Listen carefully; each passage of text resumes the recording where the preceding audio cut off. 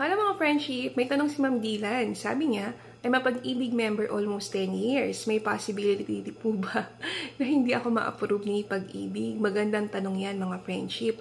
Actually, meron pong mga reasons kung bakit na-deny or nare-reject ang housing loan application.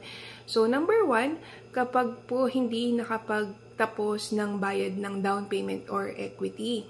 So, meron po tayong mga pabahay na no down payment and no equity, safe na yon. Pero just in case, kumuha po kayo ng pabahay na may DP or may equity at hindi po kayo makakapagbayad, kailangan lang nyo pong sabihan si developer na ma-delay kayo. Ayan. May penalty lang siya ng very light, pero okay lang yon. No, hindi siya basta-basta makakancel ang inyong unit. So, number 2, kapag po hindi kayo nakapagpasa ng complete document sa due date, no? So, dapat due date. Nakapagpasa na po tayo ng mga papeles.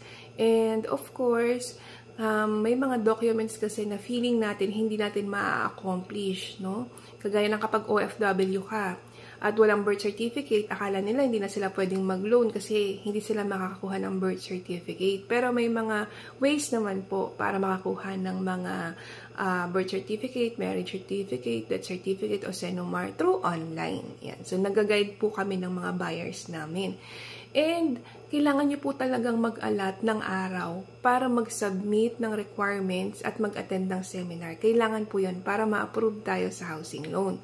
Next natin is, kapag po kayo ay may existing housing loan. So, yung mga calamity loan, salary loan, wala po siyang bearing. So, okay lang kung meron po kayong ganon. Basta wala po kayong tinalikurang responsibilidad sa housing loan. Or, halimbawa, na-approve ka na sa pag-ibig, tapos, nagbabayad ka na ng amortization. Hindi na walang ka ng pera, pinabayaan mo na yun. So, pwede siyang maging grounds ng denial kasi mabablacklist na kayo friendship sa pag-ibig.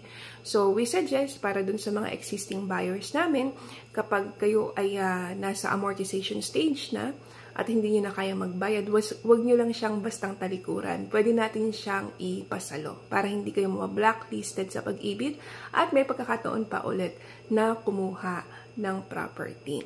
So, next natin mga friendship is kapag nagsinungaling kayo sa mga detalye or information nyo. For example, ang declared natin kayo ay widow or widower, no? Or balo. Pero pinatay nyo lang talaga sa puso't isipan yung asawa nyo. Naku, friendship, kailangan nyo, may ganyan kaming instance.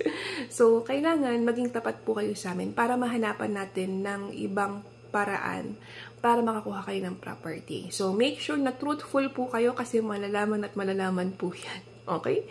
And last but not the least, kasi ito yung pinaka-common kung bakit na-deny sa housing loan is kapag nag-ignore si employer sa CI or verification ni pag-ibig via email or kapag mali at iba ang ibinigay na detalye kapag nag-face-to-face CI sila. So, make sure lang po na inform nyo yung HR nyo na may mag-i-email or baka may pumunta para mag-check or mag-confirm na mga details nyo like gano'n na kayo katagal sa trabaho, ano yung position nyo, at saka magkano yung salary declared nyo. Ayun. So, yun lang mga friendship. Actually, napakadali lang ng mga ito. Also friends, huwag kayong mawawalan ng work during CI kasi madedenay kayo. Pag naghanap kayo ng bagong work, kailangan nyo mag-submit ng documents, kailangan nyo umulit. Ayan. Pero kapag ba kayo ay na-deny, ibig sabihin, canceled na yung unit at wala na kayong chance na makabangon ulit, ganyan. Hindi naman.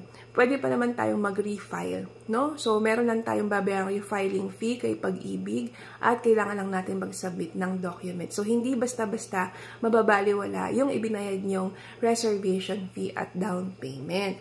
So, ang solusyon namin dito mga friendship, onset or bago pa lang namin pabilhin ang mga buyers, bago pa sila bumili ng bahay at lupa, mag-tripping, magbayad ng reservation fee, mag-ayos ng papeles, nagkakaroon kami ng pre-assessment or pre-qualification.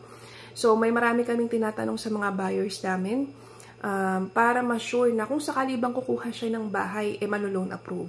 Or ano ba yung mga dapat gawin at dapat i-prepare na documents para makuha talaga yung susi ng bahay. So, kapag po yung mga ahente namin ay tumawag sa inyo at medyo maraming tanong, yun po yung purpose nun, di ba?